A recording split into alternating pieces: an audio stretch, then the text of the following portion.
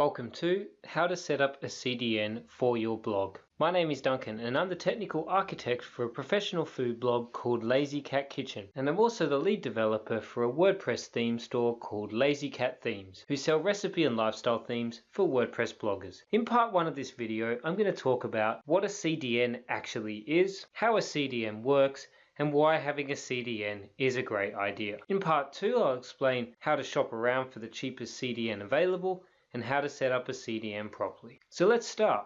What is a CDN? A CDN is a content delivery network or content distribution network, and it is a globally distributed network of proxy servers deployed in multiple data centers. The goal of a CDN is to serve content to end users with high availability and high performance. To paraphrase this for the average blogger, this means that your images and scripts and styles and resources on your website don't just sit on your server, they sit on loads of optimized servers around the world. So let's talk about how we use a CDN with our blog and what it can do for us. To begin, we'll look at an example of a blog with no CDN setup. We have a user and we have a server. Now a single refresh of the homepage, which is what your user will do when they type in your URL, will result in the following traffic to your server.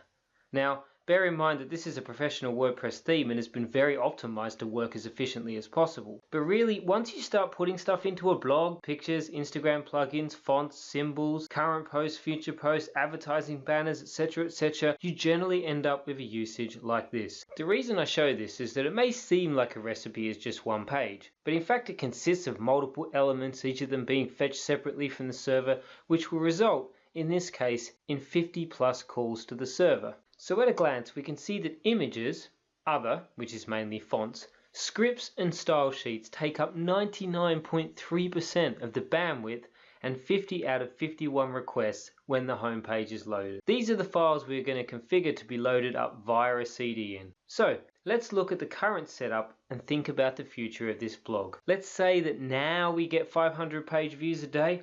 That means that the server is going to be hit with 25,000 requests a day. But when your blog grows and starts to get 5,000 page requests a day, you're going to be hitting your server with 10 times as much traffic, 250,000 requests a day. And at a bandwidth of about 1.4 megabyte per homepage, that's going to be 285 gigabytes a day, which is a lot of bandwidth. This is where not having a CDN is not very scalable. The more users you have, the more overloaded your server is going to get. So before you even consider going out to upgrade your hosting package, you should install a CDN first. It will be a much cheaper and more effective solution to this problem. What a CDN effectively does, and this is a real oversimplification and I'm aware of that, is it spreads the frequently loaded content such as images, scripts, fonts, styles geographically all over the world. This is the CDN map for Lazy Cat Kitchen. The darker the server, the more content is dispensed from that physical location.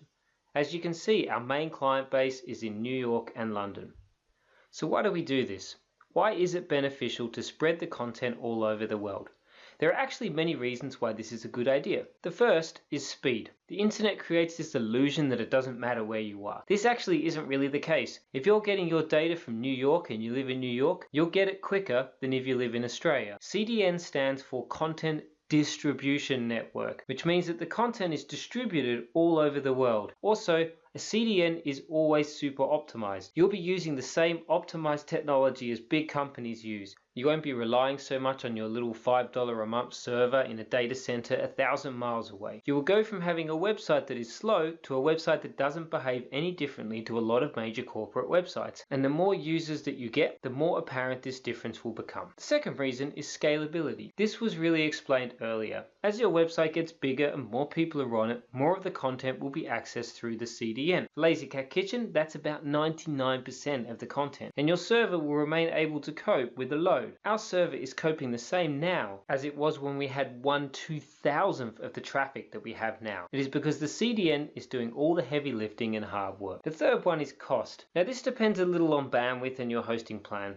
If you're using a cheaper server provider, which many bloggers are, you may end up just getting told that you've used up too much bandwidth and that you have to move to a pricier contract. Generally speaking, and I'll address this in the next point, a CDN will be cheaper than not using a CDN, long term in both tangible and non-tangible benefits. So what are the negatives? First is that you'll have to pay for it. You will have to pay for usage of a CDN, and if you're on a certain type of server contract, you may wonder why you need to pay this additional cost. The reality is using a CDN will always be cheaper long term than not having one. Maybe that won't be initially apparent, but when you start having thousands of people on a non-optimized CDN-free basic hosting package, some of them will have such a slow experience that they may never visit your website again. Keeping your users happy is critical, in the highly competitive blogging space especially. And when your server starts to get overloaded, a whole number of horrible things can happen. Timeouts, delays, internal server errors, half of the image is not loading. These are the kind of problems that are going to ruin you. You really want to make sure they don't happen, and a CDN will be critical in that. And although you do have to pay for a CDN, what I'm going to talk about later is how you can minimize this CDN cost by shopping around. The other negative is that when you need to change an asset, for example an image, which isn't very common, but sometimes you do have to, using a CDN is a little bit more complicated to update it. In some instances, you need to tell the CDN that you've changed it, so it can update its copies around the world. I'll also explain to you how to do that. It's quite straightforward. In part 2, I'll talk you through setting up a CDN and configuring your website to use it. Click on the link in the top right to watch part 2. If you've enjoyed these videos and you would like to be informed when I post more, and there are very many to come, please click on my face in the bottom right to subscribe.